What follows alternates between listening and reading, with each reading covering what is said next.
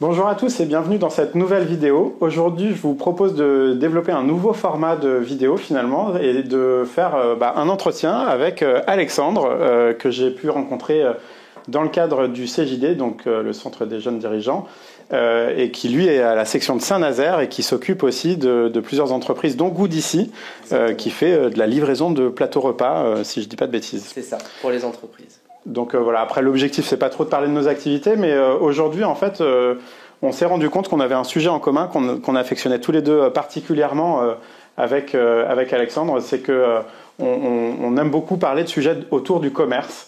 Et finalement, c'est de vous proposer un petit peu un échange entre nous sur c'est quoi les best practices pour nous en tant que PME, de nous retrouver sur les valeurs du commerce, de comment on fait du commerce, et puis aussi de partager plein d'autres constats. Et le premier qu'on a partagé ensemble, c'est que finalement, en tant qu'entreprise, on fait tous du commerce, mais finalement, ce sont des métiers qui ne sont pas très très bien valorisés aujourd'hui ou pas très bien reconnus. Et puis, alors que il n'y a pas d'entreprise sans commerce finalement. Je sais pas si, Exactement. C'est en fait une entreprise a toujours trois grands piliers qui sont la production, la gestion et puis la vente. La vente, elle est indispensable pour la pérennité de l'entreprise. Et donc c'est vrai que nous, dans les enjeux du commerce, il n'y a pas d'entreprise sans commerce et le nerf de la guerre, c'est souvent le commerce. Et pour autant, il faut réussir à trouver des commerciaux qui vont s'en occuper, mais aussi trouver des méthodes de travail au niveau du commerce. Et là-dessus, en fait, on avait notamment abordé ensemble l'importance du rôle du manager et aussi de la personnalité de la personne qui fait du commerce. Qui sont sur des métiers où quand il y a de la passion, comme c'est le cas dans ton métier par exemple, c'est hyper important, quoi. Exactement. En fait, si je prends l'exemple de Goodici, comme je te l'ai expliqué tout à l'heure, c'est vrai que on a des méthodes, on a un process qui est bien établi maintenant pour la prospection, notamment sur Goodici, mais on laisse toujours la place à la personnalité. On fait toujours en sorte en tant que manager de regarder la personnalité du commercial pour lui laisser aussi un espace de liberté pour qu'il puisse s'approprier la méthode. En fait, s'il n'y a pas d'appropriation, c'est plus compliqué. Donc la motivation aussi du commercial, elle passe par la personnalité et c'est là où il va mieux s'exprimer, mieux s'épanouir dans son travail et donner la confiance qu'il faut dans le commerce. Ouais.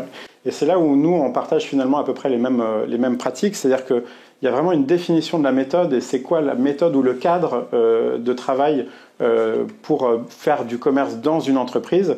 Mais après, une fois qu'on est dans ce cadre-là, finalement, chaque commercial peut s'exprimer avec une totale liberté tant que finalement les règles du jeu sont respectées. Voilà. Je pense que c'est ça. Et puis dans la phase aussi de recrutement sur les commerciaux, ce qu'on regarde aussi avant tout, c'est est-ce qu'ils sont passionnés par notre service ou en tout cas est-ce qu'ils ont un fort intérêt, parce que je pense qu'aussi ce qui peut arriver, c'est le point bloquant où le commercial le fait plus par défaut. Il est venu pour le job mais il n'est pas venu pour le produit, et je pense que si on n'aime pas le produit, ça devient très compliqué. Tu ne me mettras pas dans une concession auto. Je ne suis pas motivé pour ça. Et pour autant, il y a des gens qui excellent dans ce métier-là, mais on n'est pas tous faits pour travailler dans toutes les entreprises. En fait, c'est ça que ça veut dire. Et puis, on n'a pas d'affection particulière avec tous les produits. Donc, in fine, ce que ça veut dire, c'est que il faut quand même... ça, c'est un peu des conseils que j'entendais, moi, qui sont un peu des conseils du vieux de la vieille. Mais c'est vrai qu'il faut aimer le produit qu'on va vendre. Et si on n'a pas d'affection pour le produit qu'on propose, c'est vrai que c'est un peu plus difficile à commercialiser parce qu'on y croit un peu moins. Et donc, en fait, la croyance dans le produit et dans le produit ou service qu'on est capable de proposer, de savoir qu'il va vraiment résoudre un problème ou apporter une solution à quelqu'un qui est en demande, effectivement, ça, c'est hyper important. Et en fonction de la sensibilité du produit, elle peut ne pas être la même. C'est ça. Donc, ça va jouer en fait sur les actions que le commercial va mener, ça va jouer sur la tonalité de la voix, ça va jouer dans l'enthousiasme qu'il va donner dans son discours. Et tout ça mis bout à bout fait que y en a un qui va mieux s'en sortir que l'autre, juste parce qu'en fait il a un intérêt qui est beaucoup plus fort sur le produit ou le service. Et c'est vrai que si on va encore plus loin, parce que là on parlait d'un secteur d'activité, mais en fait finalement dans notre discussion, on a eu une petite discussion tout à l'heure tous les deux ensemble sur le sujet, Et c'est vrai que ça va même plus loin que l'affection pour le produit ou le service, c'est que ça va vraiment aussi aller jusqu'à questionner les valeurs de l'entreprise. Et finalement, on se rend compte que quand il n'y a pas une adéquation entre les méthodes commerciales, la croyance dans le produit, mais aussi avec les valeurs, donc la façon dont on va vendre le produit, est-ce qu'on cherche à faire du chiffre d'affaires pour du chiffre d'affaires? Est-ce qu'on accorde de l'importance au client ou pas, etc., etc. C'est vrai que si vous êtes dans une entreprise qui prône des valeurs humaines, mais que derrière, dans vos méthodes commerciales, vous demandez à courir après un chiffre d'affaires, quoi qu'il en coûte, c'est vrai que là, vous allez avoir une certaine résonance, ou en tout cas, des choses qui vont pas forcément bien se passer à court et moyen terme. Exactement. Et pour Goodici, si je prends l'exemple de Goodici, en fait, on a ces valeurs, ou en tout cas cette culture d'entreprise, d'esprit de famille, et en fait, on va le retrouver dans notre manière de faire du commerce. Ouais. On a une ADV qui va être là au quotidien, qui va appeler, qui va faire en sorte d'être aux petits soins pour nos clients, et on a toujours dans le process commercial de l'ADV jusqu'au livreur qui fait de la prospection, il va aller vers les entreprises, il va serrer des mains, il va donner cette envie de rejoindre notre famille en fait. Ouais, c'est ça qui est, c'est exactement qui est important. ça. Et en fait, quand tout est aligné, en général, le commerce finalement se passe bien. Donc entre les valeurs, l'appétence, les compétences, finalement, ça se passe plutôt bien, quoi. Voilà. C'est ça. Nous, c'est ce qu'on voit aussi pas mal dans la façon dont on travaille. Et puis après, si on vient un peu sur le sujet des méthodes, on en parlait aussi tout à l'heure précédemment, mais c'est vrai que toi, tu as identifié aussi des choses qui sont importantes entre différentes phases. Tu peux peut-être nous en parler un peu plus? Ouais, alors en fait, c'est vraiment de l'expérience et de l'expérience personnelle. Ouais. Je me remets toujours en cause parce que j'essaie toujours de m'améliorer sur ce sujet. Et c'est un sujet que je partage toujours dès qu'on parle commerce avec des amis, d'autres entrepreneurs. C'est toujours cette phase le commerce, en fait, il y a deux phases. Il y a une phase de préparation et une phase d'action. Et on a toujours tendance à rester sur cette phase de préparation et ne pas aller dans l'action. Alors que l'action, c'est l'élément essentiel pour faire du commerce. Plus on rencontre du monde, plus on fait en sorte d'avoir des points de contact avec nos prospects ou avec nos clients, plus on est à même de comprendre leurs besoins et de pouvoir vendre. Et il y a toujours cette phase de préparation où on préfère aller sur notre base de données, requalifier les données sur le CRM, de pouvoir préparer son PowerPoint, on met 1 heure, 2 heures, 3 heures, et puis au final on n'a pas appelé le client. Et c'est vraiment cette phase-là où j'insiste, où il faut vraiment, c'est vraiment en fait le commerce, c'est comme des autres métiers, c'est comme de la production en fait, il y a des créneaux, et il faut s'obliger à avoir des séances où je fais de la prospection, des séances où je prépare. Et en fait là, c'est tout simplement bloquer son agenda en fait. C'est bloquer et s'y astreindre. S'obliger surtout parce que c'est tellement facile dans un calendrier de faire supprimer ou décaler. Exactement. Le commerce, c'est ce qu'il y a de plus facile à repousser. Ouais. Et c'est vrai qu'en fait, on retrouve les mêmes phases dans des métiers de production, on en parlait tout à l'heure. C'est vrai que nous, par exemple, on produit des chalets, mais il y a un temps pour la création, ou en tout cas les prototypes, etc. Puis après, il y a un temps pour la production. Et c'est vrai que il n'y a pas de production si on s'y attelle pas à un moment. Donc c'est pareil, pour produire en tout cas des contrats, ou c'est un peu un alias, mais voilà, c'est vrai qu'il y a un moment, il faut aller au contact du client sur le terrain. Et aussi, on parlait du terrain aussi dans nos échanges. C'est vrai que c'est un point qui est important, c'est que on ne peut pas juste aussi rester dans nos entreprises. Un commercial, il a besoin d'aller serrer des mains, d'aller rencontrer du monde et tout simplement de faire son job de commerce. C'est-à-dire que en avant-vente, de faire de la prise de contact et puis de rentrer des clients. Puis une fois que le contrat est en cours d'exécution, c'est aussi de savoir comment ça se passe et puis de pouvoir le fidéliser, etc., etc. Exactement. Donc en fait, moi j'aime bien cette image du commercial qui est comme un sportif, où il est obligé en fait de s'exercer pour pouvoir s'améliorer. Parce qu'en fait, on est dans une phase de préparation, souvent on a une stratégie, on va lire des bouquins, on va essayer de trouver les meilleures méthodes, mais il y a un moment donné, en fait, la meilleure méthode, c'est celle qu'on ressent sur le terrain. Et pour s'améliorer, parce que souvent on fait je sais pas faire de commerce, j'y arrive pas, je connais pas. Ok, il n'y a pas de souci avec ça, on a le droit d'apprendre, et de toute façon, le commerce c'est un métier et ça s'apprend. Et en fait, il faut aller sur le terrain et faire tiens, là j'ai peut-être pas été bon sur mon discours, là j'ai pas été bon parce que j'avais pas la bonne énergie. En fait, c'est tous ces petits points de détail qui permettent aussi petit à petit de s'améliorer. Donc le terrain, c'est vraiment la meilleure école pour le commerce.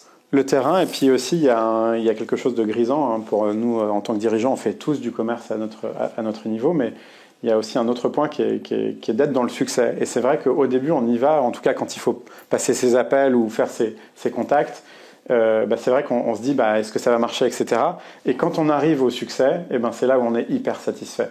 Et dans le fond, c'est ça aussi qu'il faut savoir valoriser, parce qu'en fait, le commerce tient beaucoup aussi à l'état d'esprit. Enfin, tu parlais d'énergie, mais finalement, ça se résume à l'état d'esprit sur lequel on peut aborder un contact, un prospect, un client.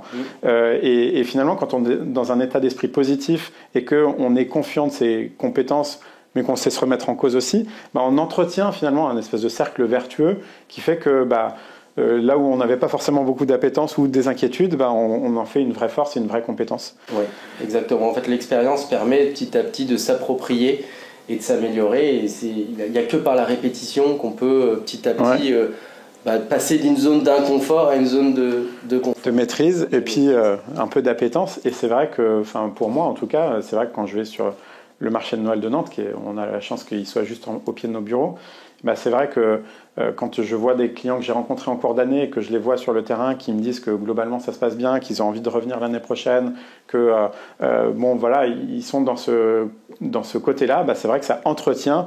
En fait, c'est pour ça qu'il faut aller sur le terrain aussi. Hein. On revient en fait aux fondamentaux. C'est-à-dire que si on ne va pas voir le client pour voir sa satisfaction ou son vrai niveau de satisfaction, c'est difficile d'aller mesurer ce qu'on a vendu et puis la satisfaction qu'on a eu de vendre. De vendre, ouais. Tout simplement. De vendre ou dans la prospection, de caler un rendez-vous, de pouvoir faire un rendez-vous pour une présentation. C'est des moments qui sont difficiles parce que souvent, c'est jamais le premier appel, c'est jamais le 10e, c'est toujours le 100e qui est à 17h30 et on a passé la journée à se dire mais pourquoi je fais tout ça, parce que c'est compliqué, j'ai que des refus, j'ai des objections, c'est difficile, c'est pas facile aussi. C'est pas facile. Le commerce, à un moment donné, surtout sur la partie prospection, on est obligé d'interrompre la personne dans son quotidien. Donc forcément, il y a toujours cette approche qui est délicate du commercial, donc il faut avoir de l'enthousiasme, de l'envie, de la motivation. Je ne vais pas revenir sur nos premiers discours, mais ça aide à amener les actions. Mais il y a toujours cette forme, et on l'avait noté là, de persévérance. Il faut absolument persévérer, et on ne comprend pas. Pendant une demi-journée, on n'aura pas de résultat, et puis hop, tout d'un coup, avec un peu plus d'effort, ça fonctionne. On a les 2-3 rendez-vous qu'on voulait, et tout d'un coup tout s'éclaircit et on passe d'une journée qui était moyenne à une bonne journée. Une super bonne journée. Ça c'est top. Et c'est vrai qu'aussi, on en parlait, mais il y a de la prospection aussi beaucoup d'appeler, notamment avec des bases de données, etc. Mais il y a aussi des nouvelles méthodes de prospection avec les leads, la digitalisation. C'est ce que vous avez fait notamment avec Goodici, le social selling. Il y a plein aussi de nouveaux canaux, de nouvelles méthodes d'appréhender le sujet du commerce pour une entreprise. Et c'est vrai qu'il faut aussi se moderniser par rapport à ça. On a besoin de commerciaux, mais on a besoin qu'ils puissent s'appuyer aussi sur des outils qui soient modernes pour pouvoir faire du commerce. Peut-être avec les recettes sont les mêmes, mais les outils sont différents. Les outils sont différents. Effectivement, on oppose souvent inbound, outbound. Oui, exactement. Et par expérience, je pense qu'il ne faut pas...